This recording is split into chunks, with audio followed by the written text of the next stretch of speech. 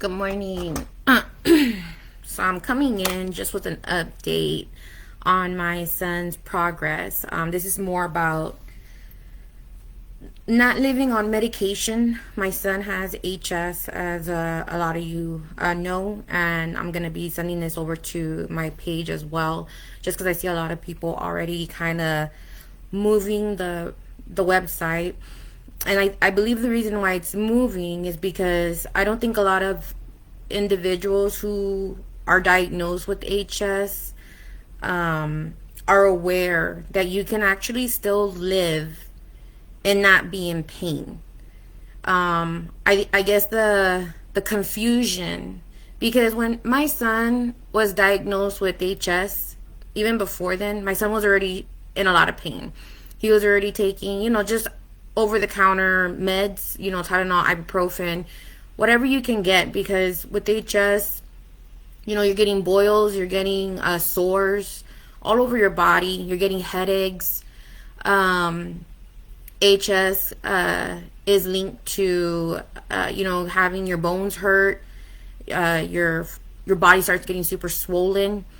And so when I initially started seeking assistance from doctors, never, not once in any of these doctor appointments was I ever told, hey, have you ever tried, a food test or an allergy test or a sensitivity test? Not once.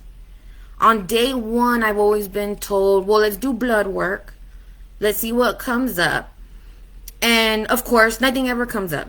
Nothing. No bacteria, nothing.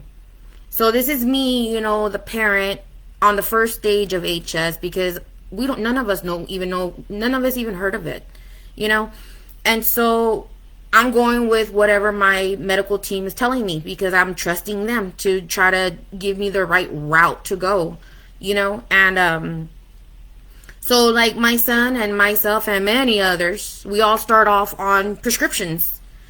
And over the months, you start thinking, you know what? This will probably be a few months. I'm gonna meet the right specialist that's gonna tell me what the cure was or whatever. But you don't. These months end up coming to a year and a few months, 2 years, 2 years and a few months, 3 years, and it's like, hold up. So you start. I have a son who is deteriorating over time, has been put on metformin, clindamycin, rifampicin, Humira that's still sitting in the fridge, because I haven't given it to him, and it hasn't been represcribed since he's now a lot better. He went from a HS1 to HS2 to HS3. Then when my last appointment, my doctor's like, oh, well, there's nothing else I can tell you. His health is deteriorating. We're going to go ahead and start recommending surgery at this point. A surgery that doesn't do nothing for you. All it does is basically, try to close the holes that don't want to stop leaking, but they don't know why the holes are leaking, and they don't know how to tell you how the holes are to stop. They don't give you any suggestions or advice on how to have those holes from stopping from leaking or how to reduce it. You just know that and I'm going to give you an example for people who don't have HS. Kind of a little bit mad, as you can see. Think of a water faucet that's open, and it's just kind of dripping. These are the wounds. So think of like not one, not two, not three. Think about 7 open drips in each of your underarms. Think of 4 open drips in your buttocks. Think of 5 open drips in between your thighs. And it doesn't stop there. Think of open drips on your vaginal parts for the women. For the men, on your scrotum, on your shaft. For women, think of open drips underneath your boobs. Other individuals with more severity or extreme cases, or it's just a different area. Think of open drips on your back, on your waist. So think of it. You are at work, you're at school, you're at home, you're a mother, or a parent at home, you're a teacher, you're a physician, you're working somewhere, you're doing something. These drips don't stop. It's not like a faucet where you can just stop it. These are uncontrollable drips all day, because none of these doctors know how to tell you or even suggest anything other than, here's these pills that are gonna put your immune system to sleep, so that way these drips don't continue. But you know what those drips are? It's bacteria coming out of your body. Bacteria that they don't know where it's coming from. So why are they stopping these drips from coming out of your body? Because they don't have the cure to figure out how to stop those drips to start with. So when I got into these groups, right, because my dermatologist is like, well, go to these groups. Maybe there's other parents that are in the same situation as you. Maybe they have something they can provide or offer or suggest. So, of course, I go into these groups, and I'm going to throw one out there because they just kicked me out. HS Connect. You know, they were the first one that popped up because I guess they have like over 7,000 members. And then I got into the more, other groups too, because I wasn't just going to go off of one group. I want to see what everybody got to say, because I didn't even know there was other people impacted. So then when my dermatologist told me, I'm like, hold on, there's more people like this, and that's when he was like, yeah, your son's the worst case, but my youngest, but there are other people. I'm like, oh, wow, I didn't know that. So I go online and I go into these groups thinking I'm going to get this support, this positive, like, you know what, you're not alone. I got that. You're not alone.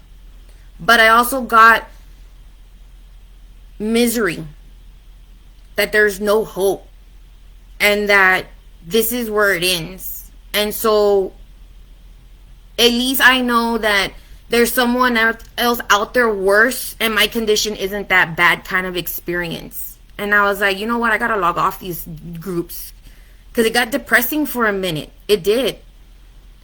And then I said, you know what, when I started doing the tattoo wrap for my son, it was because for those of you who are not familiar with HS has these open sores that they call tunnels, and these tunnels go very deep into the body.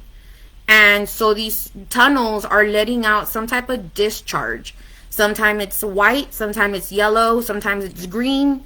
Others have said that it's purple, but the darker, or the purple, those are kind of extreme colors. That's a really bad infection. So, but if it's like clear pus, milky pus, yellowish, that's just bacteria coming out of your body. So when I was going into these groups and people were suggesting band-aids, and I found tattoo wrapping, because my son had to go back to school once COVID started opening up schools in Texas, because we're crazy like that. And I needed to find a way to cover my son's wounds, because doctors don't give your kids an excuse. Doctors don't say, hey, he's excused from gym even though he can't move. These kids are not excused from anything, because they don't see it as a disability for children. They see it as a disability for adults, but not for children. And so here's my son, a child with an adult disability. How's that? So anyways, I found tattoo wrapping because these tunnels give you an odor where it smells like a dead carcass. And we all know what that smells like. It goes without even saying. And so tattoo wrapping helped secure my son's wounds with the odor, with the pus, accidental bleeding coming out. And my son was, depressed for a minute, because he thought he was going to have to go to school with someone possibly knowing that he has something and he doesn't know how to explain it to them. Because, kids these days, we got some that are just, they're raised in a different way. And so when we don't got that homeschooling like that, you got that bullying going on. And I didn't want my son to become a target. So tattoo wrapping helped.